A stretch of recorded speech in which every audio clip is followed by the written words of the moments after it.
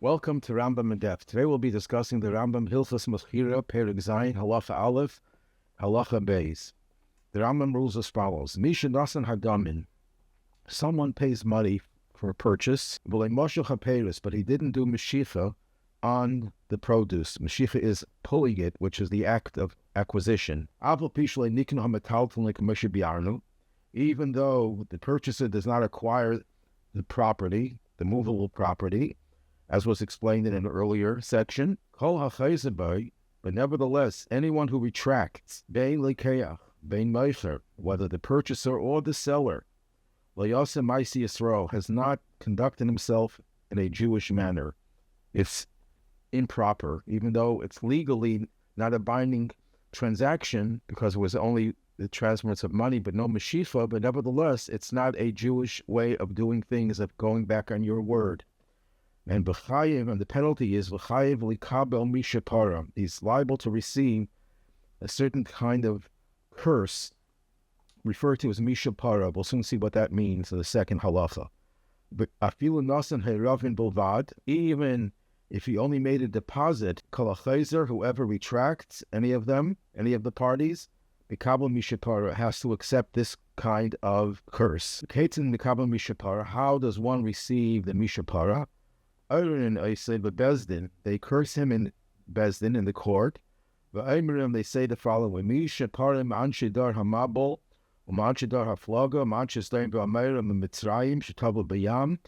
the one who exacted retribution from the generation of the flood, the generation of the Dar HaFlaga, of the Tower of Babel. They were all dispersed, the inhabitants of Sodom and Amorah, and the Egyptians who drowned in the sea. So the one who exacted retribution from all these, he will also punish all those who don't keep their word, who retract. Then the seller should return the money that he got because there was no real kinyan. So the Rambam mentions that where does this curse take place? It has to take place in Bezdin, in the court. However, the Mordechai writes that the person who receives the Shepara has to say it himself. And some say that the Shaliach Tzibbur, a messenger of the community, is the one who says it. What is the basis for this machlokes, for this dispute? So there's a sefer called Mishras Yavitz, a contemporary sefer, who explains as follows: based on another machlokes of Rishonim, there is those who say that only those things where midin Torah you can acquire things with money. But the Rabbanan, the rabbis, nullified the kinyan. So anyone who retracts after giving money receives the Shepara, because biblically the kinyan was valid. So the person who goes against this kinyan has done a serious violation, not just not keeping his word, not just not keeping a promise, but something which entails a real kinyan, except the rabbis say it's not enough to do the kinyan with money. You have to do it with Meshicha as well.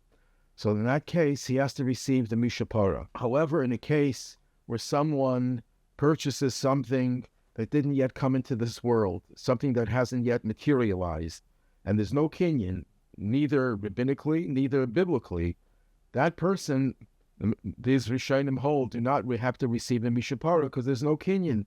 And the kinyan is not valid min Torah or midrabanan. However, there are others, the Shittim Mekvetzis in Bava Metzia brings others that say that even in this case, you need a Shepara because he goes back on his word. So what is the crux of the dispute between these Rishonim?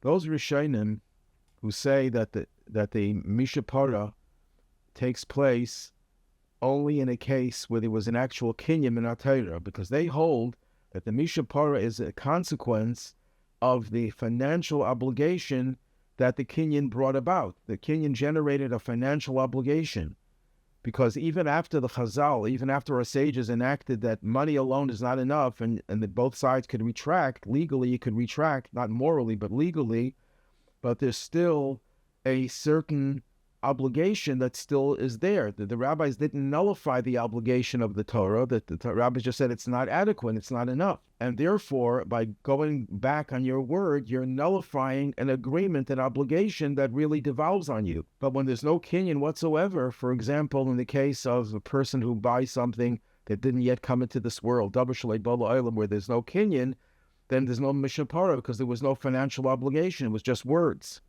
The second opinion holds no. When the rabbis said kesef, money is not enough to make a kinyan, they were mavatal, they nullified entirely that kinyan. It's as if there was no obligation, neither biblically nor rabbinically. Nothing exists. So in that case, that there's a need for Shepara that shows that the Shepara has nothing to do with the fact that the kinyan already obligated him. It has to do only with the fact that he made a promise. And when you make a promise in business matters and you don't keep it, you're going back on your word. You deserve this punishment of Shepara. So the Rambam holds like the first opinion, that Shepara is a result of an obligation, a chiyuv, an obligation that arose when he gave the money. And that's why Rambam holds that the Beis Din has to do it, because when it comes to any type of financial obligation, to ensure a financial obligation is kept, that's the role of the Beis Din. When a person has a dispute about monetary matters, you go to the Beis Din. When a person has a dispute about moral matters, that's between him and Hashem. It's between him and the person. It's nothing to do with the Beis Din. So therefore, since the Rambam holds it needs a Beis Din, the Rambam follows that shita, that opinion, that it's based on a real obligation that exists, a real financial obligation. And that's, in that case, the Beis Din is the one who has to make sure that it's kept up, at least by giving the Shepara. However, the Mordechai, who says it's not the Beis Din who has to say it, he holds like the second opinion, that it's not the money that he gave that creates the obligation in a financial sense. There's no financial obligation here. It's a moral obligation. The person has to keep his word. That's between you and Hashem. And that's why it's nothing to do with the Beis Din, and he himself could do it, or the Shaliach Tzibbur could do it. It doesn't have to be a Beis Din. It's not a matter of the court. It's a personal matter between him and Hashem.